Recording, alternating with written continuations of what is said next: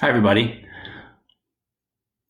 Welcome to my COVID-19 live town hall. I'm just going to take a few minutes to let people join the call, and then we'll get started.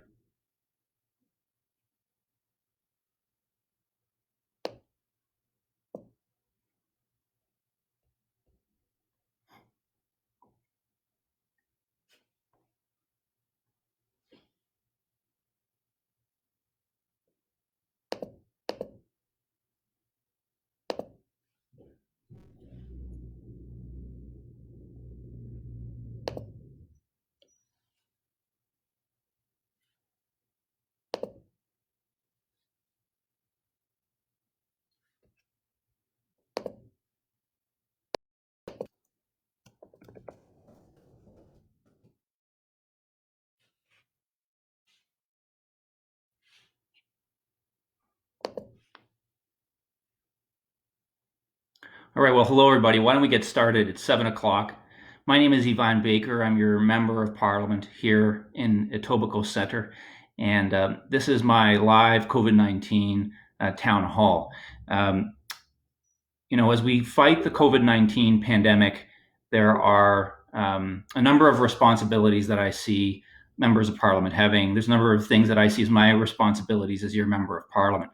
The first is to ensure that you're informed, so that you can protect yourself, and also so that you can get the support that you need, whether that be financial support or support from the healthcare system or whatever the case may be. My second obligation to you is to make sure that I'm helping you as individuals. I get phone calls, I get emails every day in my constituency office that my team and I respond to provide help. So one of my key responsibilities as your MP is to help, especially in circumstances like this, whether that's to help you protect your health and get the information you need, get your questions answered, to make sure you get the support you need financially or economically. And in some cases, our office is working to help people who are stuck in countries around the world, help them get back home. The third responsibility I have as your MP is to ensure that the government of Canada is doing everything it can to protect us and to support us during this pandemic. And lastly, it's to hear from you. Many of you will know that I used to be a member of provincial parliament before taking on this role as MP, before being elected as an MP. And my predecessor in that role was Donna Cansfield. And Donna gave me a piece of advice. She said, the most important job of a politician is not to talk, it's to listen. Because when you listen, you understand what people's challenges are, and you hear excellent ideas about how to tackle those challenges. So that's my most important role as an MP, always, and particularly during this time. And that's the most important objective of today's call. The objectives of today's call are several. One is I want to discuss with you briefly the latest developments on COVID-19 to make sure you know what the latest information is and what's been happening over the past day or so. Secondly, we're going to talk about how you can protect yourself and your family from the pandemic. Thirdly, we're going to talk about what supports are there, what actions the government's taken to protect your health, but also to support us economically in this difficult time. And lastly, it's to answer your questions. And that's really the most important part. So I really want to listen and make sure that I hear from you what your concerns are, what your questions are. I'll do my best to answer them. If I can't answer them, then I'm happy to get back to you after the fact. But really, that's the objectives of today's call. And with that, what I'll do is I'll just get right into it.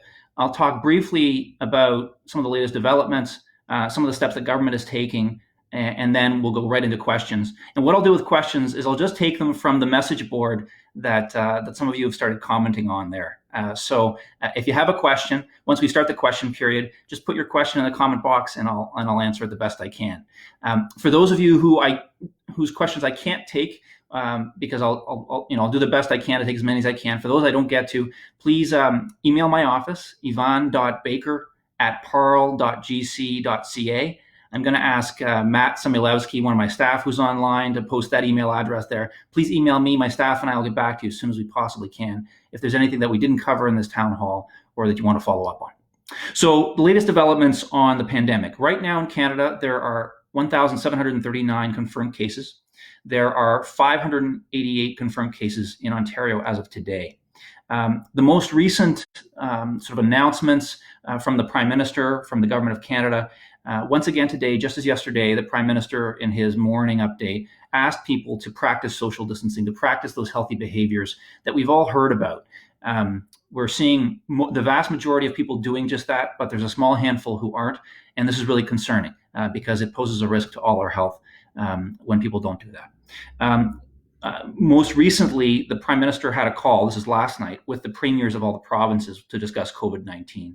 And one of the things that they talked about was the possibility of using the Emergency Measures Act, which would give the federal government broad powers. And many people have asked the Prime Minister whether he'll implement the Emergency Measures Act, and he said he's willing to consider it. He's exploring it. He discussed it with the premiers. So far, a number of premiers, there wasn't a resounding support for that amongst the premiers, but the Prime Minister said that could change, especially if as things develop, and especially if people aren't taking the actions that they need to take to protect themselves and others. Here in Ontario has ordered the closing of all non-essential businesses, and that takes effect as of midnight tonight. And so please keep that in mind. And there's a long list of what is considered essential. And again, I'll ask Matt Samuelewski, who's posting in the message board, to post a link to the list of what the government of Ontario has defined as essential services. So basically, what's going to remain open after midnight tonight in Ontario. Last bit of news, and this is happening as we speak. MPs are in Ottawa today, a small handful of MPs. I'm here in my living room, but a small handful of MPs from each of the parties came together to pass legislation. The goal was to do it unanimously, that would allow the Government of Canada to put in place the relief package that you've probably heard a lot about, to provide economic relief for people who need the help, to get money into people's pockets, and also to provide money to provinces and territories to help them fight COVID-19. There's been a number of there's still negotiations going on, apparently. There have been some concerns expressed, so that's happening. But we're hoping that Parliament will resume tonight, if not tomorrow, and that we can get that package passed, because that aid is critical to so many people. In terms of how you can protect yourself, I know you've heard this, but I'm going to remind you, please, first of all, please ensure you're doing proper hygiene, washing your hands as often as you can, and 20 seconds at a time when you wash them. Practice social distancing. That means you got to be 2 meters away from the nearest person around you, period. We should all be doing that. Lastly, stay at home as much as possible. Hopefully you can work from home, work with your employer to do that if possible. Stay at home. The less contact we have with others, the less risk we have of picking up COVID-19 or of passing it along if we're carrying the virus.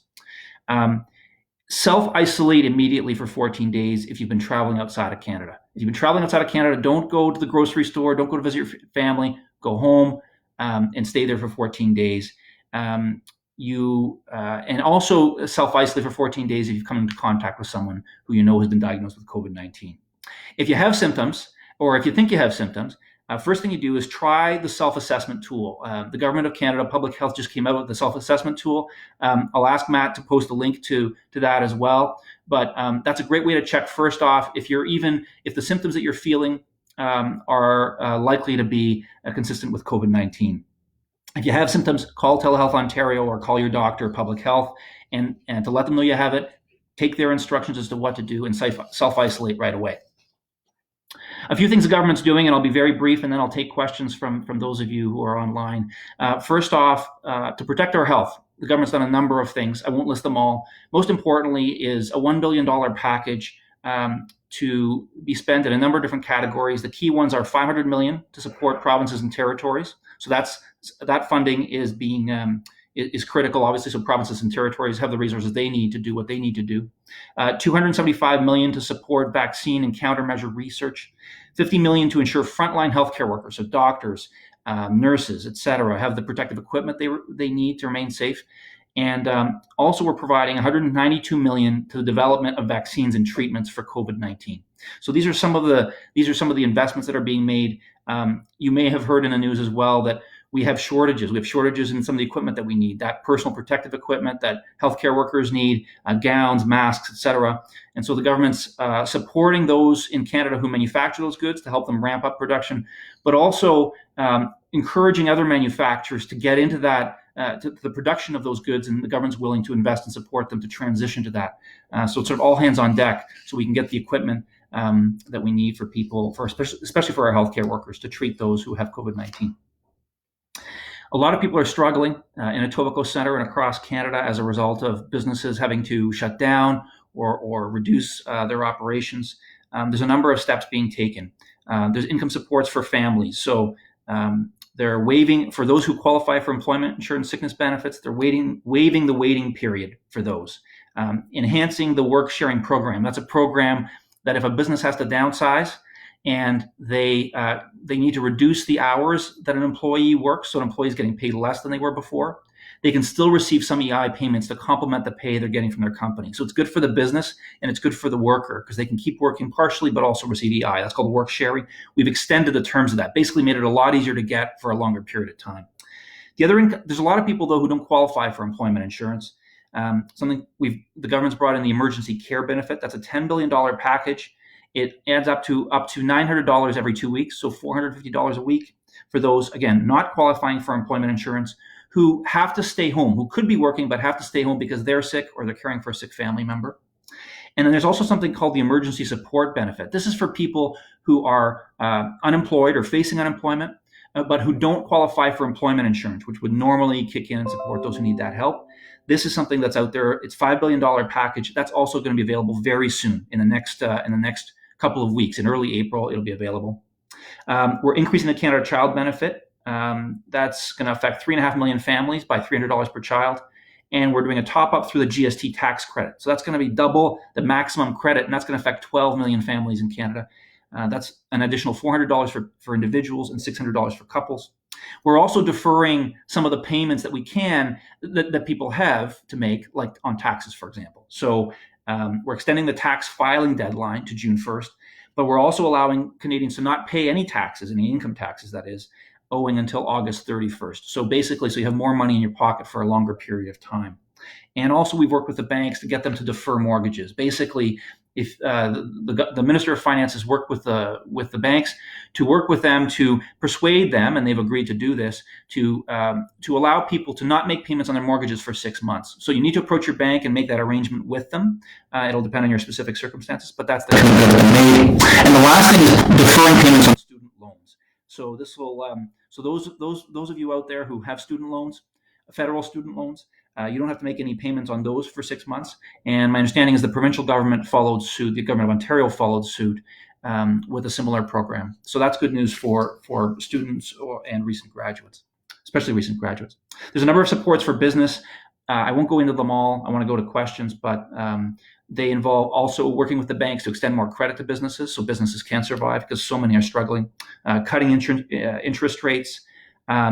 We're making $10 billion in loans available through Export Development Canada and the Business Development Bank of Canada. And we're also deferring income tax payments for businesses until August 31st. So this is a package of measures to help protect us from the virus, to support the healthcare system, to provide supports to people who need them and are struggling economically. And there's much more, but that gives you a high-level overview. So with that, what I'd love to do is I'd love to go to questions and love to see if anybody has any comments. I'm just going to scroll through the questions that I've got here, and there's a question here. What should people with pre-existing, from Alyssa, what should people with pre-existing health issues do when their normal protocol is to go to the emergency room for help? So, Alyssa, I would suggest conferring with your doctor, if you have one, with your family doctor or with your doctor at the hospital. If you have that pre-existing condition, hopefully you have someone who you can talk to and ask the hospital, if not the specific provider, call the hospital, ask them what they would recommend, because each condition is different and requires a different type of treatment. But that's part of the challenge we're facing. And when we talk about flattening the curve is we want to reduce the number of people who get the virus so that fewer need treatment, because our healthcare system has a certain amount of capacity. And even though COVID-19 is such a priority, we also have to provide treatment to people who have a pre-existing condition. So my suggestion would be to call your doctor or call the hospital concerned. There's a question from Katarina. If we currently don't get the Canada Child benefit, would we qualify for the increase? Katarina, my understanding is that this is for people who already qualify for the Canada Child benefit. If you're not receiving it and you think you should be, then you should definitely look into that. If you reach out to my office, we can help navigate the system for you. Again, my email is yvan.baker@parle.gc.ca. And my staff and I will work to figure out whether that's something that you should be getting that you're not receiving. But the Canada Child benefit has certain, those who qualify will receive the increase, and only those who qualify. But we should make sure that all those who can qualify do qualify. There's a question here from CK Mark. Yvan, can you give us some insight into the status of the proposed $80 billion plus COVID-19 bill that was planned to be passed today? So as I was, thanks so much for your question. As I was saying a little bit earlier, as of now, what I understand is that the government is in negotiation with the opposition parties. The $80 billion bill that you're referring to is the bill that contains a lot of those measures that I was just speaking about that help people, like the emergency care benefit, the emergency support benefit, et cetera. And so if we don't have Parliament's support of that, then we can't extend those benefits to people. So it's critical that legislation pass. The latest that I know is that it was supposed to be debated and passed this afternoon, so by dinner time, by now certainly. But there were some members of the opposition who had concern, and so those MPs who are there are currently in negotiations, the government with the opposition, to try to get that bill passed. And I'll of course ask Matt, who's on the line from my staff, to comment in the message board if we hear any news on this. But really optimistic, hopeful that this will get passed. Thanks, Michael Kelly, for your kind words. I appreciate it. There's a question here from Priyanka. What about the people who do not qualify for EI and have only a week work of sick days and cannot work from home? Many of these people will not be paid if they do not go into work after they have used up their sick days. I'm just going to read the rest of your question. I would really like to stay home to protect myself and my mom, and even other people who I unknowingly harm, but cannot afford to do so without a paycheck. Well, that's understandable. So, Priyanka, there's something for those who don't qualify for EI sickness benefits, which would be, I think somebody in your circumstances would qualify if you qualified for employment insurance. We've brought in basically a parallel program called, or we're planning to, if the legislation that I talked about a moment ago passes, called the emergency care benefit. I'm sorry. It's a $10 billion program. It would provide you about up to $900 biweekly, so $450 per week. If you can't work not because of unemployment, but because you're sick or you're having to quarantine or you're caring for someone else who's sick. So basically, it's designed to give the EI sickness benefit to everybody effectively. So that's the program that's out there. So assuming the legislation passes today or tomorrow in Ottawa, then we'll be able to make that available. And these programs, everybody's working incredibly hard to get these programs out the door as quickly as possible. But I'm told that if the legislation passes, that that program and a few others that I mentioned will be available in early April. So within about a couple of weeks or so. Again, if you have further detailed questions about that, let my office know, and we'll get back to you with more information about that. Jen De Nicola, I hope I'm pronouncing your surname correctly, asked a question, what about rent? Yes, absolutely. I've heard that question from you, Jen, but also from others online and over the phone. So there's a couple of different categories of folks. There's people who pay rent, those of us who pay rent in our home to maintain a home, and there's businesses who pay rent. I'll talk about individuals first. What the government's done is try to do two things. One is first of all these programs that I've just spoken about, whether it's EI, whether it's those programs for people who don't have EI, are designed to put money in your pocket. Deferral of payment of taxes that you would have normally had to pay in April or May or June, that's pushed out to the end of August. And so these are designed to put more money in your pocket. So step one to helping you pay your rent and your groceries is doing some of those things, putting money in your pocket. Second thing is we're working with the banks we have worked with the banks and come to an agreement that those who are currently have mortgages, I know this doesn't apply to you, but those who do have mortgages can defer payments for 6 months. And so if you're paying rent to someone who has a residential mortgage, that's often the case, that your landlord, if you rent a basement or you rent part of a house, especially if you live in a home, but you pay rent, it's likely that your landlord has a mortgage.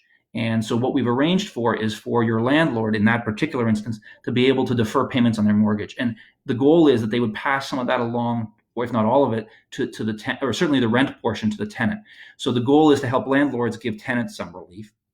And then for commercial mortgages, something similar has been done where we've worked with the banks to try to get them to ease credit conditions for landlords. Hopefully that will get passed along.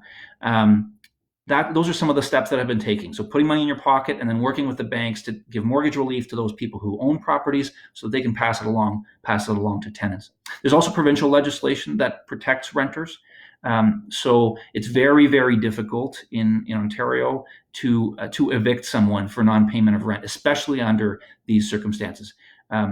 I'm not quite as knowledgeable about the specifics of that provincial legislation, but I can tell you it's incredibly difficult.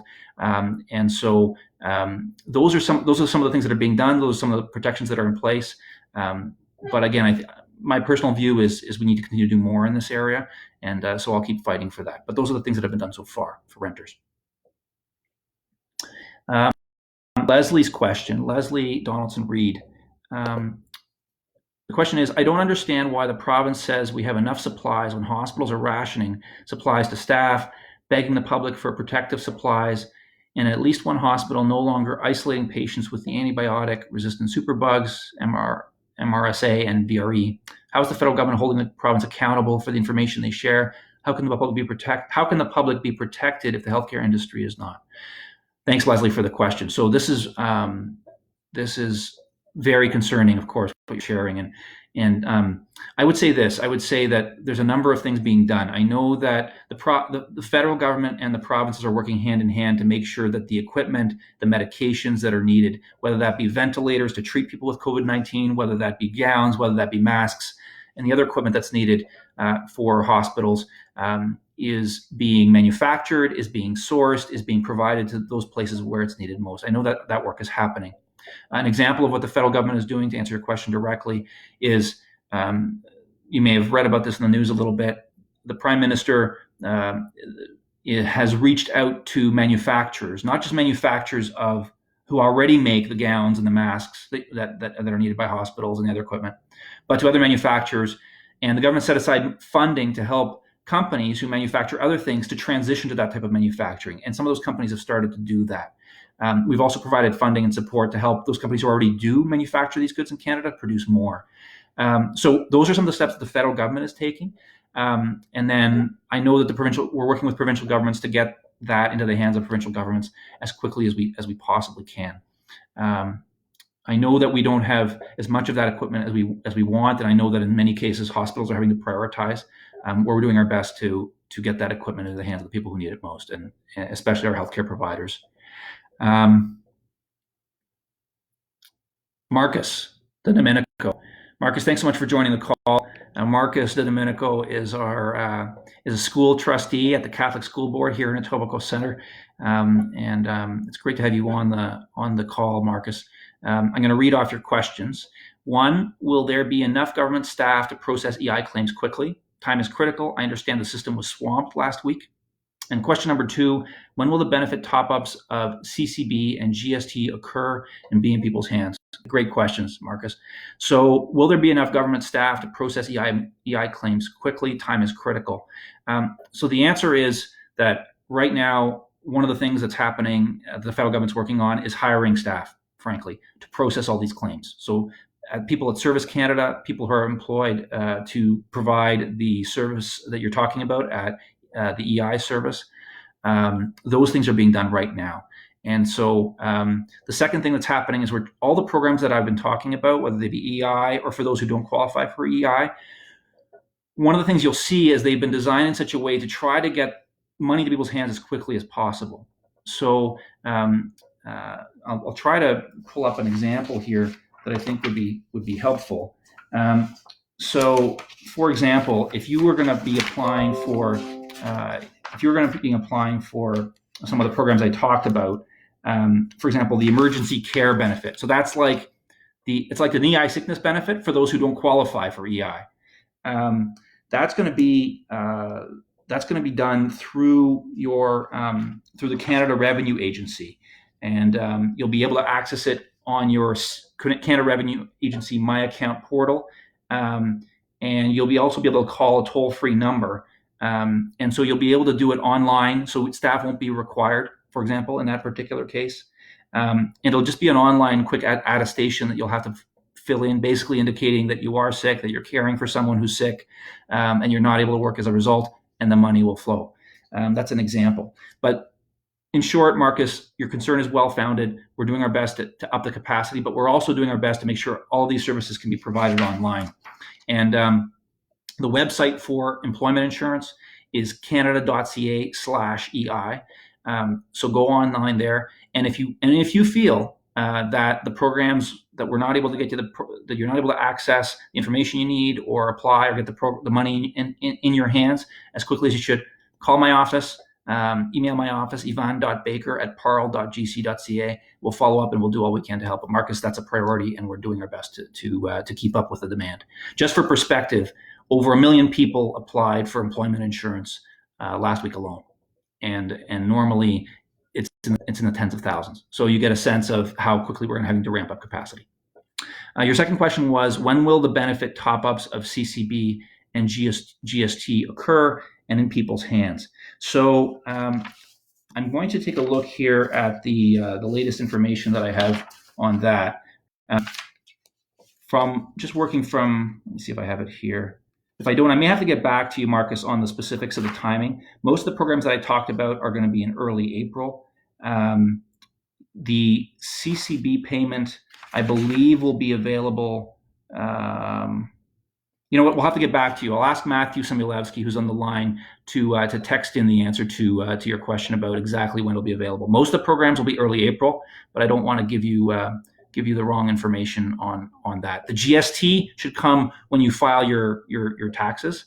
So that's maybe a strong incentive to file your taxes, is that if you get that GST rebate normally, that's when you'll get the GST rebate, is when you file your taxes. So file your taxes, you'll get that. But the CCB payment, I believe that one in particular is going to be sometime in early May, that the emergency sickness and the emergency care, that the programs for people who don't have EI are going to come in the next couple of weeks in early April. That's my belief on the timing. I'll let Matthew correct me if I'm wrong. I'm going to the next question here. Matthew asks a question: deferring a mortgage will cost more in the long run.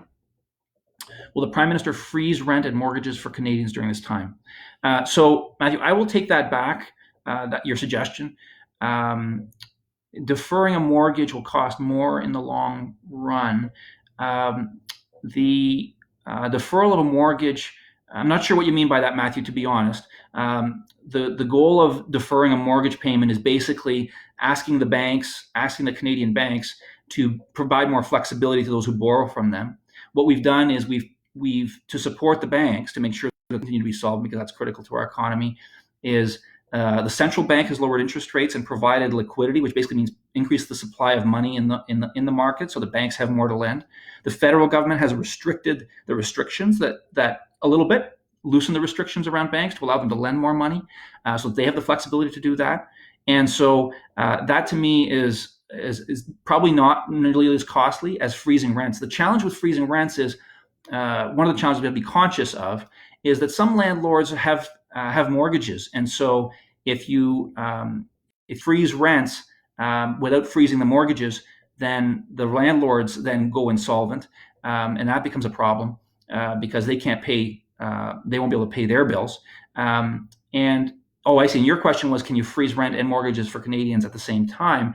Well, then the question is how the banks can afford to defer mortgage payments for a certain period of time. They only have so much flexibility, but eventually even the banks will run out of money. But that's going to be the challenge, right? Is how do we defer mortgage payments or freeze mortgage payments, use your language, so that we get the relief to the renters.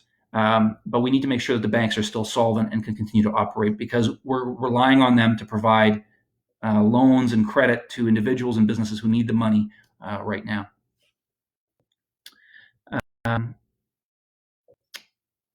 Stefania Lombardo asks a question: is there going to be an increase in disability or old age? I assume that's old age security, Stefania. When I ran for office, we campaigned on an increase to old age security. So my assumption is that's still, we're going to fulfill that commitment. That was part of our commitment when we ran for office. So the answer is yes on old age security. On disability, I don't have an answer for you on that, but I'll take that back. But certainly on old age security. Ali Lee, Olash, to see you. Is there any assistance for for small business? I think I already answered that question. Again, we're trying to get the banks to provide more relief to those who borrow money, those who have mortgages, so the landlords, so that there's some relief for business owners. In the package of things that I've talked about, there's a number of things that we've done to help businesses, to get kind of like we've done for individuals, to get money into people's pockets. And maybe now's a good time to talk about that, because these are meant to help businesses bridge this period, to basically pay the rent and some of their other expenses while they shut down or while they scale down operations. So we've increased the lending capacity to the major banks by $300 billion, and they've agreed to be more lenient for loans to businesses, so to extend more credit, defer payments, things like that. We've made $10 billion available to small business and loans through Export Development Canada and the Business Development Bank of Canada. So these are basically lenders of second resort. If your primary bank, your chartered bank, isn't able to extend enough credit to you, and that's the government providing additional lending capacity that way. And then we're also deferring income tax payments for businesses until August 31st. So tax payments that they would have had to make, they don't have to make until the end of August. So that's, again, keeping more money in their pockets and helping them pay the rent or whatever other expenses they have, keeping on staff. The other thing we're doing for businesses is eliminating the payroll tax for 3 months, actively eliminating the payroll tax for 3 months through what's a 10% wage subsidy for small businesses. So those businesses don't have to file for this or apply for it. They just don't need to submit that portion of their payroll tax, and they'll be able to keep that in their hands, and that helps keep more money in their pockets. And for those who are self-employed, there's a lot of business people out there who aren't incorporated, who aren't a nonprofit, so they don't benefit from all those arrangements that I talked about in the same way. They benefit from the income tax, but not from some of the others. And so the things that I talked about earlier, the programs, the emergency care benefit and the emergency support benefit. The emergency support benefit is for not just individuals, but it's also for self-employed people as well. So if you're a business owner and you're facing unemployment and you don't qualify for EI, then you will also earn that cash in your pocket. You'll be able to get that cash in your pocket in the next couple of weeks in early April when that program comes online. So this is just to answer the question around this is a summary of what we're doing for business. But to answer the question about how businesses pay the rents or other expenses, these are some of the things we've done right away to get money in the hands of businesses so they can cover those rents. But understand that may not be enough for many, and that more needs to be done. And I think what we've heard from the finance minister, from the prime minister over the past couple of weeks, really, but especially over the past week, is we won't stop at anything. And that the fiscal package, the items that I've talked about here, which are part of an $82 billion emergency package to support people and businesses, is just a first step. So there's an acknowledgement from the Prime Minister and others that more is going to have to be done. So these comments that you're making about where people are struggling, where you're struggling, where people need more help are helpful, because I can take that back and advocate to make sure that we're addressing those needs. But this is what I described is a first step, and there's going to have to be more to come. I'll keep going through the questions. Spencer Robertson, it's good to see you, Spencer. What's the possibility of the government introducing universal basic income? Social distancing is likely to last up to 6 months, if not more. At what point does it become the better option to just instate a universal basic income? So for those who don't know, universal basic income, in a nutshell, involves ensuring that people, every person or every Canadian and permanent resident, would receive a certain basic income, would be guaranteed a certain minimum income. And there are pilots that have been run or were initiated, certainly here in Ontario, and were recently canceled, unfortunately, to test out how that universal basic income would work. The goal, the benefits, the advocates for universal basic income will often say that it leads to people who are really struggling, who are unemployed, have something to fall back on. They can support their families. They can spend more time searching for work in their profession, and in the long run, they're better off because they get back into the line of work that's best for them and their family. So the answer to your question, Spencer, is I'll take that back, and we'll have to see in the months and years to come. I think one of the criticisms of universal basic income is, of course, how much it costs. So we have to raise the tax money to be able to guarantee that income to a larger pool of people. But I'm of the view that we should be analyzing this, that we should run the pilots to test it out, see how it works, learn from it, and refine it, and then make a decision as to whether we want it in Canada or not. And when I was an MPP, that's what we were doing at the Government of Ontario. We started a pilot to test it out, to analyze its effects, its benefits, and its trade-offs. And unfortunately, that pilot's no longer in place. The Government of Ontario chose to cancel that. But that to me is the first step: is let's pilot it, test it out, and then we can decide where to go from there. Nasib asks a question: how that they don't treat employee at airport like other person, no gloves, no mask. And Nasib, I'll have to look into that. To be frank with you, I've heard different stories from different people at airports and different airports. Certainly, it's critical that the people at the airports have the protection that they need. So I'll take that back if that's what you're experiencing. I know that the screening at airports has increased dramatically. I know a good friend of a friend came through Pearson Airport just a couple of days ago. Said he was asked at multiple points when he got off the plane by people immediately. They were checking for symptoms, asking them providing information so they knew that they had to self-isolate right away. If they had symptoms, they were taking people aside to make sure the isolation and the care that they needed, and the testing, etc. But as far as protecting the workers, Nasib, I'm sorry, I don't know. I'll have to follow up and look into that. But I'll take that back. It's important that they be protected.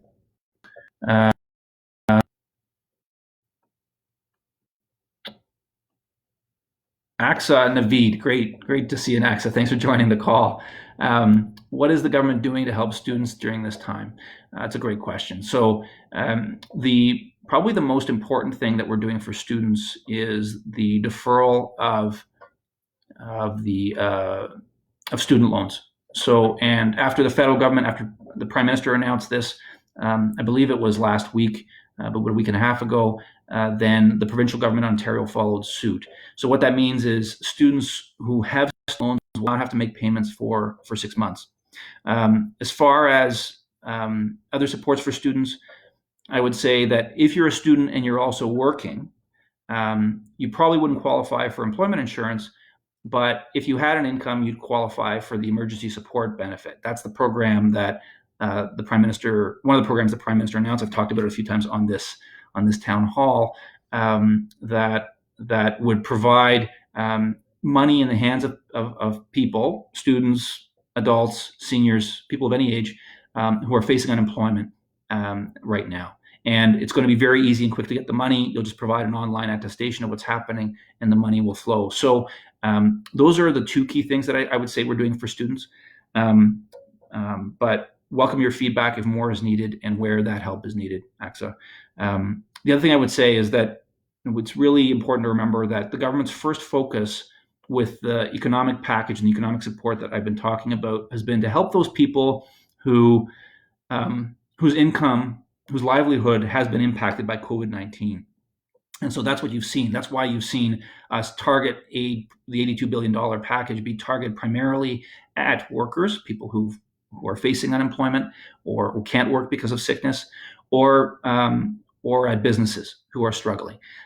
So that's where the resources are being targeted the most. Pardon me.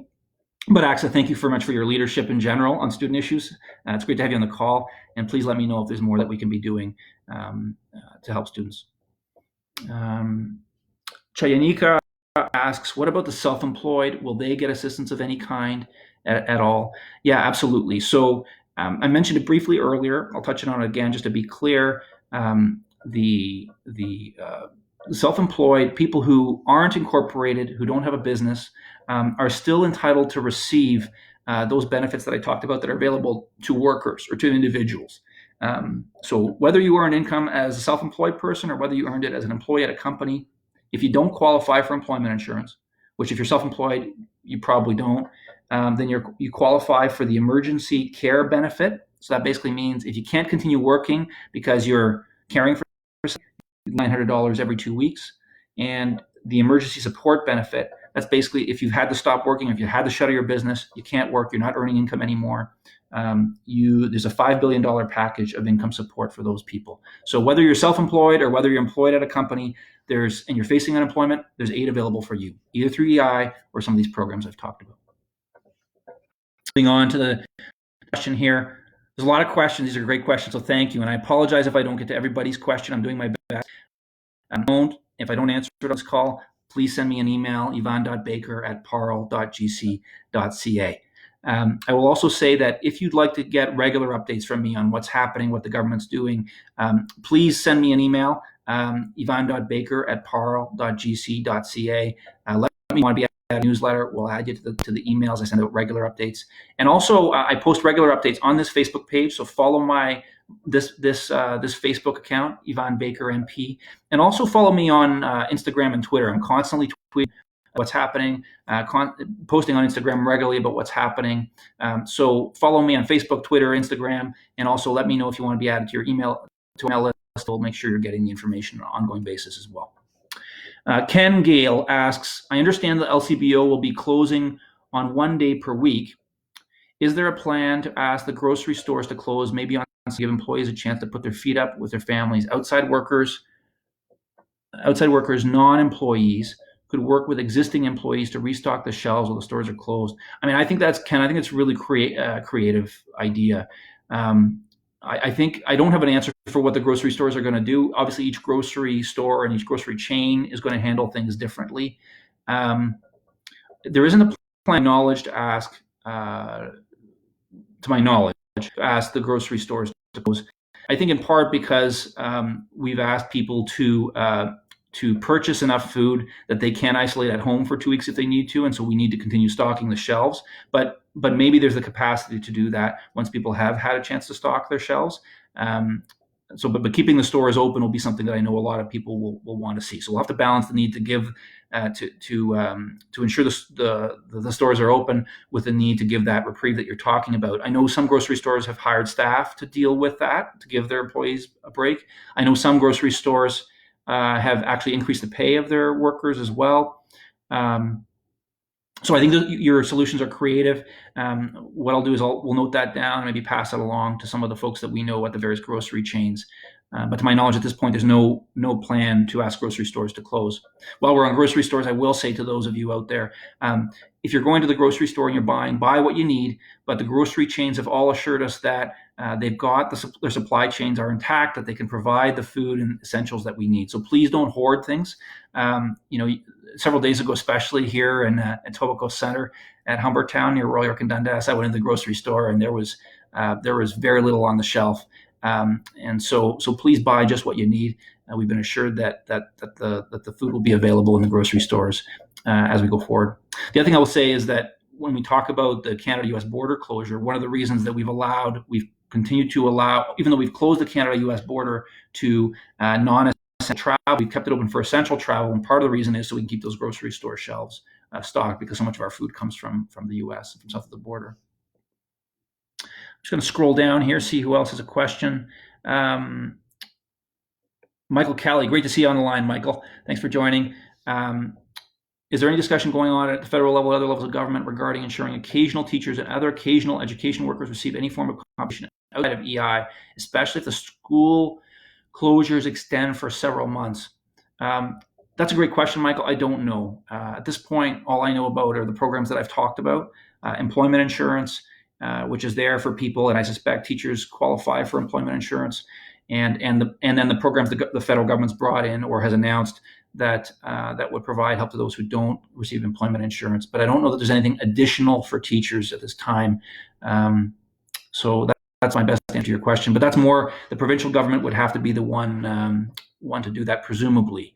But my understanding is there won't be anything for any particular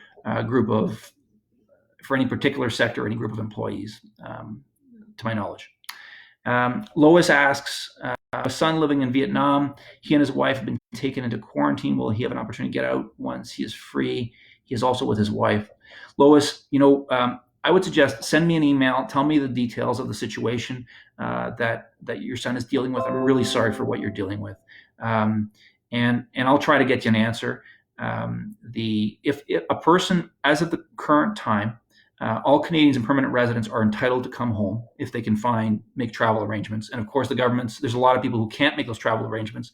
The government of Canada, we're working on trying to get people home. I spend a lot of my time on the phone every day with people, or on email with people whose family members are, or who themselves are abroad, stuck and can't travel home.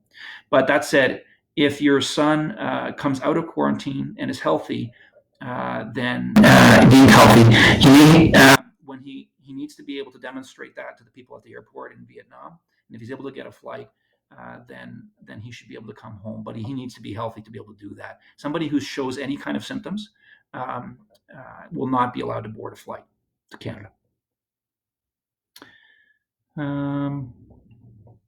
Question about self-employed benefits for those who don't apply for EI.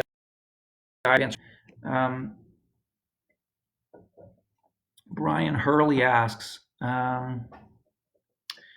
Yvan, you are a provincial MPP. With your work at that level, will voted for you when you decided to run federally as our MP.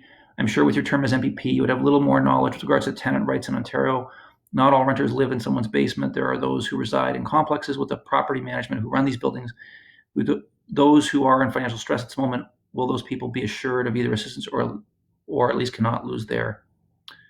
Yeah, Brian, so thanks for the comment. I am somewhat familiar. I don't want to give the specifics of the circumstances under which someone can be evicted. That's a question more for a lawyer than it is for a politician.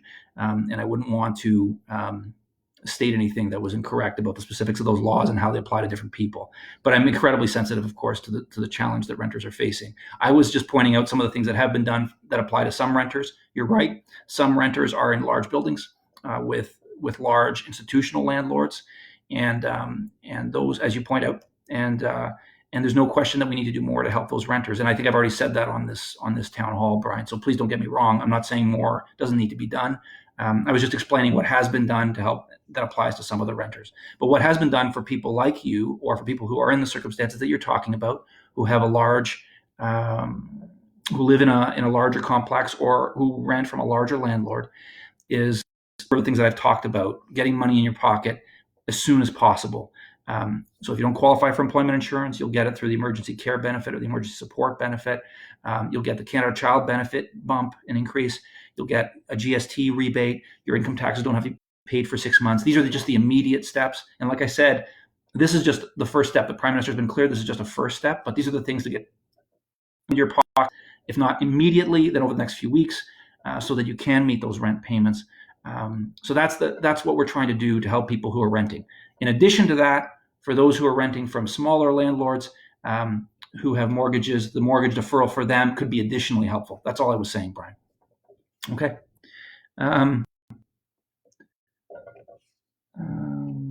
Just reading to the next question here. This is from Anna Christina. It is clear that the fallout of this crisis will have more impacts on our economy or overall health in the long run. Health Minister Patty Hughes said in reference to the virus that the majority of these cases will be mild to moderate.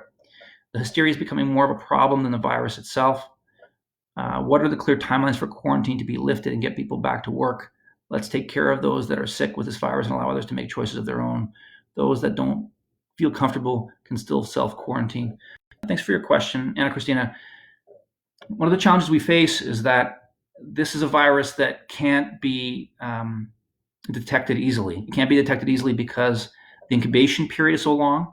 And so many of us may have it but don't feel symptoms at all. Or some of us may feel mild symptoms and not attributed to COVID-19. And some of us may feel symptoms, but we may not feel it for up to 2 weeks. In the meantime, we're carrying the virus and we're passing it along to others, who then pass it along to others, some of whom get sick. And unfortunately, we've had people pass away here in Ontario and across Canada. So that's why, because we can't be 100% sure as to who has the virus and who doesn't, we can't just isolate those who do and allow everybody else to go about their lives. That's the challenge. That's why all of us are in this together, because we all are potential carriers. We all could potentially have the virus and not even know it, and maybe even never know it. And I think that's what Patty Hajdu, the Minister of Health, was talking about. We could all potentially have the virus. And I think if we all take the mindset that we potentially have the virus, then we start to realize why it's so important that we social distance, we stay 2 meters away from others, that we stay at home if at all possible, that we only go out to get essential things like groceries or to go for a walk. That's why that's so critical, because we could be passing it along without realizing it. Just going to go on. Mark, why aren't you in the House of Commons? Did your party cancel it? Yeah, you noticed, Mark, that this is not the House of Commons. This is my apartment here in Etobicoke, Royal York and Dundas. The House of Commons was sitting this afternoon, was adjourned, so the parties could negotiate the legislation that was supposed to be passed today. The reason I'm not there is because only a small number of MPs from each party, it was agreed amongst all the parties that a small number of MPs from each party would come to the House of Commons.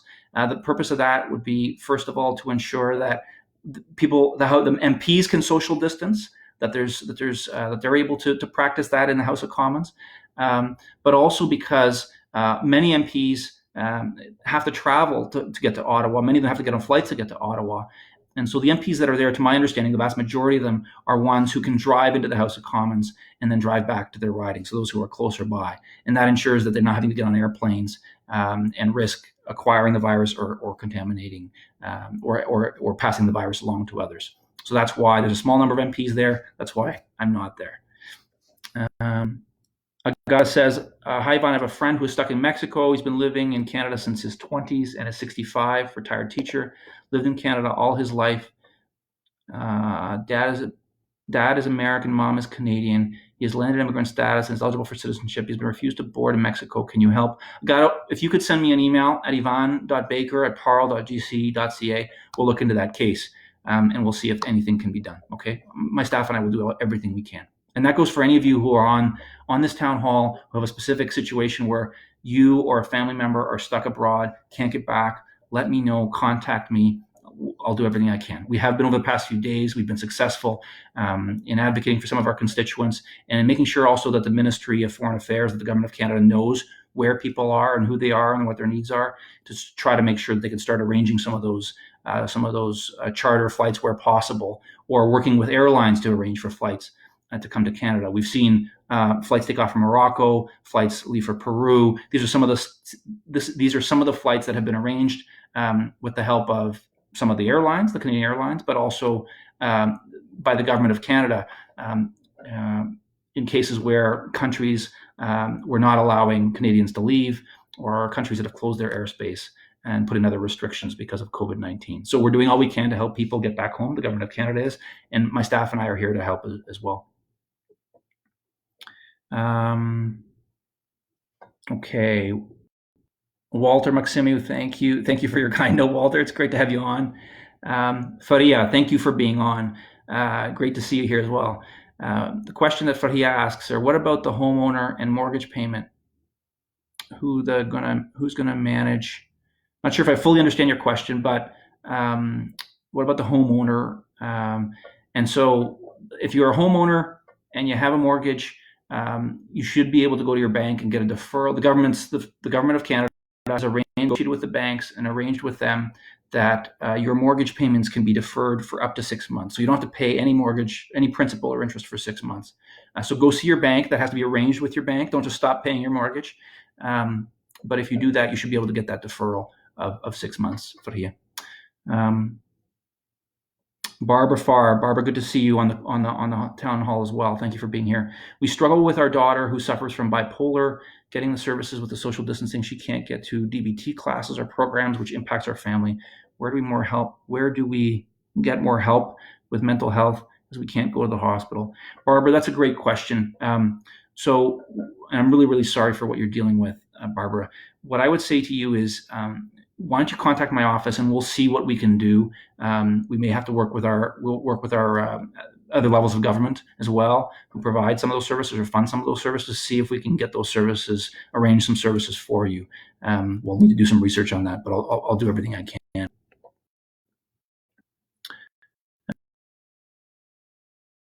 Just questions here. Renters, fear of retribution for their landlords if they can't pay.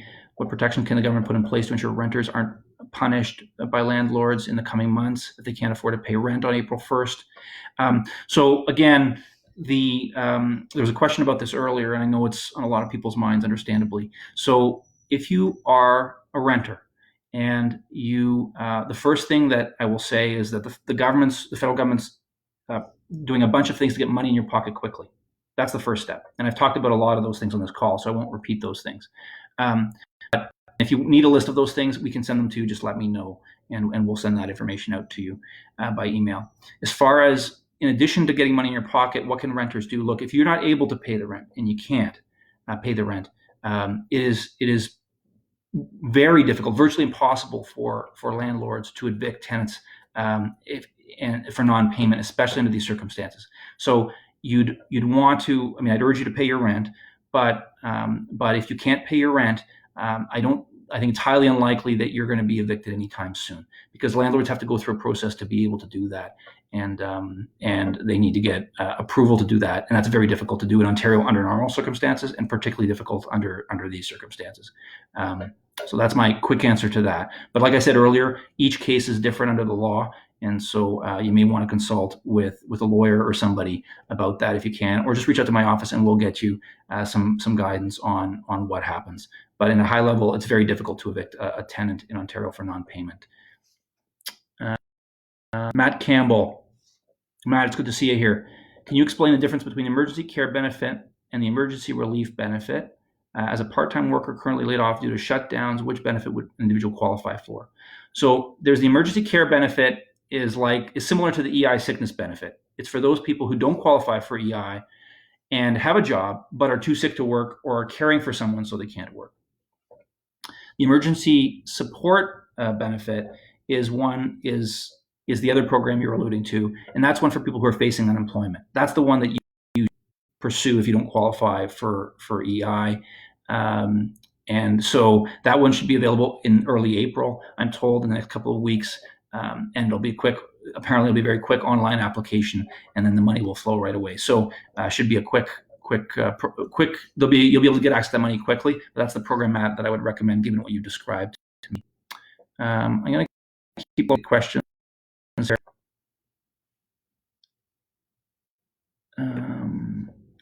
Anna Christina, if people are not abiding by social distancing, Mr. Trudeau said he will take more measures. Do you feel that it is necessary for the majority of law-abiding citizens? Let's take care of those troublemakers if that's even possible.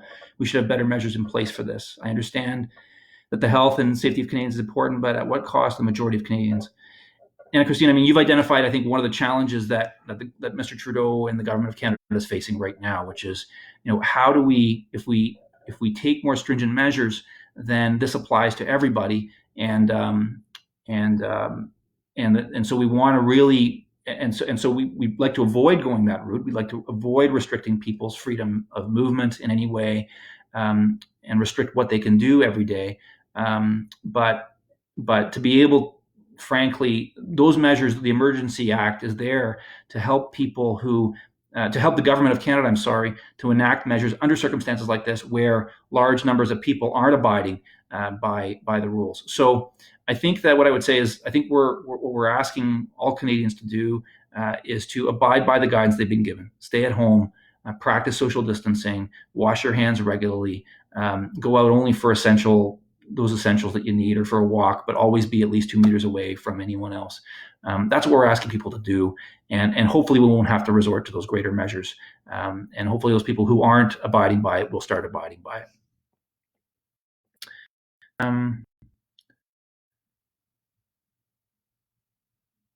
Matthew says, just to be clear, the Prime Minister can't freeze, pause rent and mortgages for Canadians because he needs to protect the banks. I didn't say that, Matthew.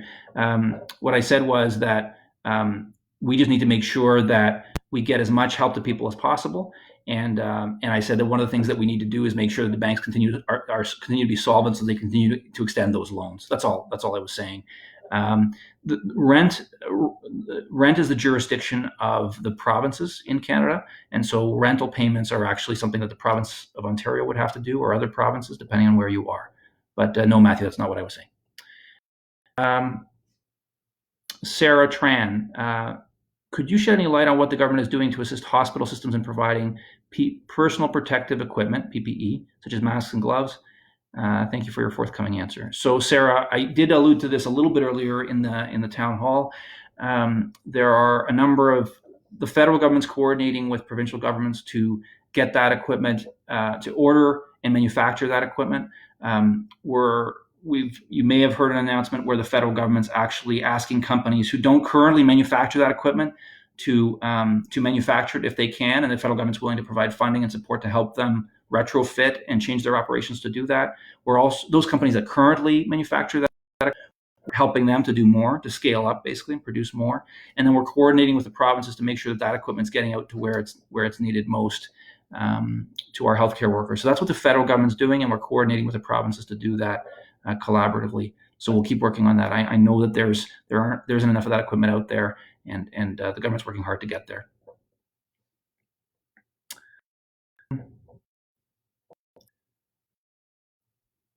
Stefania has a question. My stepdaughter collects disability and works part-time for Skip the Dish. She doesn't make enough to qualify for EI and was told this week. What other assistance out there for her?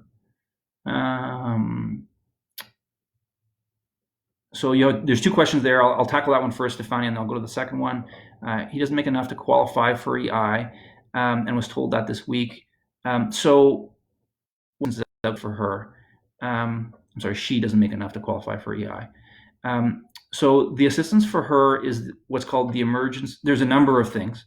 The one that's part of the financial package is the emergency support benefit. That's the one I alluded to a few minutes ago. For those first facing unemployment, this will be ready in early April. And you'll go online, you'll be able to apply online, and the funds will flourish shortly after that. That's available for people who are facing unemployment. So that's the first part. That's the $5 billion package. In addition to that, and this depends on her specific circumstances, if she qualifies for the GST rebate, she may indeed qualify for that. She should file her tax and get a bump to the GST rebate. The other help she'll get if she has children, or she has the Canada Child benefit, then she'll be able to. We're providing a bump to the Canada Child benefit. Those are kind of and also we're deferring payment of income taxes. So even if she does file, she doesn't have to pay till August 31st. So that mix of things is designed to put more money in people's pockets, like your stepdaughter. So I hope that answers your question about that. In terms of you have a second question. Your husband has COPD and is on ODSP. As he is high risk, it was strongly suggested by his doctor to stay home for the next month. What is being done to provide assistance for people on ODSP? That's a great question. At this point, to my knowledge, the support, it depends on the circumstances that person is facing. We've had a lot of questions today on the call about renters, mortgage payments, borrowers, taxes. So some of these measures, depending on your husband's situation, may or may not benefit him. And so I guess my answer to your question is these are some of the supports that are out there, but without knowing more about his specific circumstances, I don't know which of those would apply and to what extent they'd apply. So if you'd like to email me or call my office, I'd be happy to get back to you with more information after we look at the case in a little bit more detail. Okay. Good job tonight. Thanks so much, Mark. Earlier this week, Prime Minister Trudeau mentioned a plan to advertise with high-profile Canadians to encourage everyone to stay home and flatten the curve. I've not seen any ads on the internet or TV yet. Will these be starting soon? I'm not convinced the majority of Canadians have bought into this fully. I still see people out shopping daily and just ignoring the ask. We need to get this message out ASAP. Yeah, Mark, I couldn't agree more. Thank you for the question. Thanks for raising it. There's an ad. One of the ads is already certainly on social media. It's with Dr. Tam, who's our Chief Medical Health Officer in Canada. So I know that it's out there. I know that it's been produced and out there. I suspect you'll see it on cable TV, if not now, then in the coming days. But it's out there on social media, certainly. I think the other thing that we've tried to do is not just appeal through the media, but the Prime Minister sort of appealed to some celebrities out there, Canadian celebrities, and they've been out there publishing their own videos on Instagram and Twitter, Facebook, et cetera, to try to encourage people, especially young people, to stay home. So these are some of the things we're doing. But to your question, yeah, I expect that those ads, you'll see them now on social media, and you should see them in other media in the coming day or two. Maybe the next question.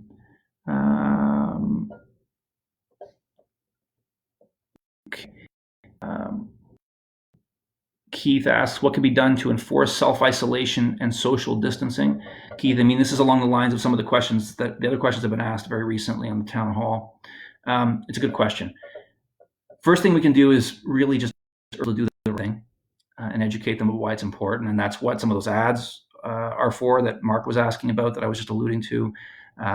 That's why through the media you hear of the last couple of days, especially the Prime Minister taking a much stronger line and asking people to stay home, saying enough is enough, stay home. But the other thing we can do is also kind of lean on each other a little bit and put a little peer pressure on each other, frankly. And I think if you have friends or you have family members who aren't abiding by the guidance, please talk to them, please. No amount of advertising or law enforcement is going to be able to catch every single person. What we really need is we need people to abide by this, and you can help persuade them. So if you know somebody, talk to them, call them, pull them aside, stay two meters away, but pull them aside and talk to them and ask them to abide by these rules. And lastly, there's what the government of Ontario has done, which is close non-essential businesses. So that's to reduce the likelihood that people will be able to shop and get out there, and so that will help a little bit because it will limit the reasons people would want to leave and congregate. And lastly, the federal government has the power to enact a piece of legislation, basically declaring a national emergency. There's a lot of that legislation. The Prime Minister talked to the premiers about the potential of using that legislation on a call last night. Most of the premiers, there wasn't strong support for that on the premiers. The premiers felt that they had the tools at their disposal to be able to enforce what you're talking about or encourage what you're talking about and obtain compliance. So as of now, the Prime Minister has not enacted that. But we could see that, and the Prime Minister is still open to doing it if that's what's necessary, and I'd support it if it's necessary. Cheryl Fennell asked the question, we understand handling this COVID-19 situation is very important. What is the government planning to ensure that law enforcement is still solid? This past week alone, 2 of my close friends near our area had cars broken into and property damage. They said that upon calling 911, it took the police more than 40 minutes to respond. How can you assure the safety of residents during this time? I'm really, really, really sorry to hear about this, Cheryl. I would say a few things. One is I'll pass your concern along to our city councillor. The city of Toronto, in this case, is responsible for the police. I assume this is in the city of Toronto. That's where we are here in Etobicoke Centre.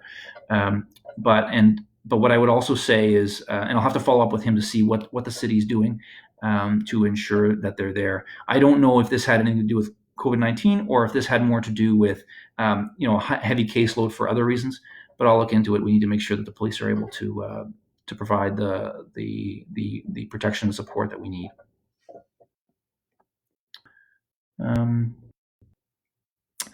Zanya Mancia asks, my sister was given EI with no return to work due to ownership change. Can this happen? Zanya, I'm not sure if I understood your question correctly, but I tell you what, when it comes to sort of specific cases like this, email me, yvan.baker@parle.gc.ca, or call my office, 416-249-7322, and we'll look into the case and we'll see. We'll provide you with any advice we can, information, and we'll also provide all the help that we can. We're always here to help.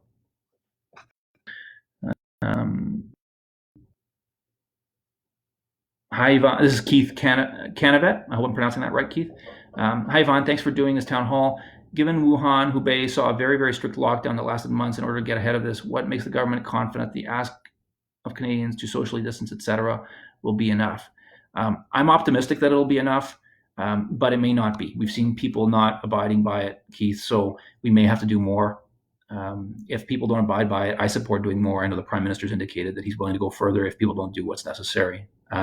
So that's why it's so important that we get the message out there, and that anything that you all can do to talk to your friends, your colleagues, encourage people to stay home, post on social media, remind them how important it is, talk to your kids, especially. Those are the kinds of things that can be really, really helpful. But yeah, if we need to go further, we will.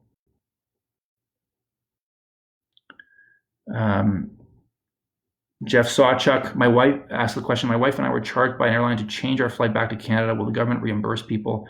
Jeff, without knowing the specifics of your situation, I don't know. I know that there's rules in place to protect air travelers. They're in place all the time. Whether they apply in this case, I don't know. But if you reach out to my office, we'll do what we can to look into that for you. Okay. Alyssa Bellotta asked the question, I would like you to take back the idea that if you are an ODSP and have no alternative revenue stream, even with lower interest rates, we do not qualify for loans. Yeah, Alyssa, I take that back. That's a really great point. Your point's well taken. I will take that back. What I will say also is that two things. One is the Prime Minister, the Finance Minister have said that this is the first of many measures, or of more measures, I should say, the first phase, if you will, of the fiscal stimulus, of the economic supports that we're going to bring into place. So it's a first step. It's not the last step. That's the first thing. So there's a willingness and, frankly, an expectation that we'll have to do a lot more. That's the first thing. And the second thing is that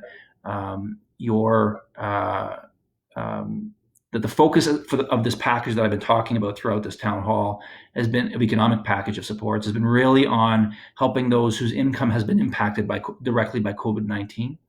And so that's where you can see that's where the money's going. Those people who are facing unemployment, those people whose hours have been reduced, those people who are struggling to pay their mortgage or pay their rent. But there's a lot more work to be done, and we're working on it. But I will take that back, Alyssa. That's good feedback. Jess Ramos asks, good evening. Any news for updates on student loan centers call working? Jess, like I said to you, I would ask you to, when we were, Jess Ramos and I, we were exchanging messages earlier today about your case. Jess, please just send me an email or call my office. I'm following up on your question, but to put you in touch with somebody, I need to have your contact information and know the specifics of your case, and then I can do my best to get you in contact with the student loan centers. I think in general, all the call centers are struggling to keep up with the demands. Like I said earlier on the town hall, normally there's tens of thousands of people who apply for EI, for example, every week under normal circumstances. We had 1 million last week. And obviously there's other Service Canada, the student loan centers are also facing a tremendous influx of demand. That doesn't mean that we don't need to do better, we do. But I want you to know that that's probably why it's happening. But if any of you are having trouble getting the answers to questions that you need, reach out to me. I'll try to get you the help that you need. And Jess, in your case, please reach out to me and email me, and I'll get back to you. And I think I've gone through the list of questions up here today. So I want to thank you all for your time tonight. Thank you for joining this. I hope you found this a useful forum. I hope I was able to get you some information that's relevant, that addresses your questions. Like I said earlier, please reach out to me if we can help. My staff and I are here to help. My phone number, 416-249-7322. My email, yvan.baker@ca. Email us, and we'll get back to you as soon as we possibly can. And we're here to help. That's what we're doing every day. Feedback for me, send that. Any of you provide back on the message board. Provide more. All the feedback, all the ideas, all the needs that you've identified, I go back and I advocate for you as my constituents in Etobicoke Centre to make sure the Government of Canada is doing everything it can. Lastly, I'll just say that, look, we're all in this together. This is a really difficult time, and the sooner we do the things that public health officials are asking us to do, the sooner we practice wash our hands, social distance, stay 2 meters away from every person, stay at home, cough into your sleeve, not into your hand, so as to avoid spreading germs. If you think you have symptoms, go online, canada.ca/coronavirus. There's a self-assessment tool that you can look at there that'll help you determine whether or not you may have symptoms that need to be coronavirus. And there's contact information there you can call so that you can find out what the next steps are for you. If you do think you have symptoms, self-isolate for 14 days and call your doctor, public health officials, follow their advice. We all need to do this together. All of us need to do it. The vast majority of Canadians are doing it. All of us need to do it. The vast majority is not good enough. And that's the way we're going to beat this thing. And the sooner we beat it, the sooner we'll get back to our everyday life. And so I hope I can count on all of you for that help. But please reach out to me. I'm here to help. Thanks again for joining tonight's call. Thanks very much.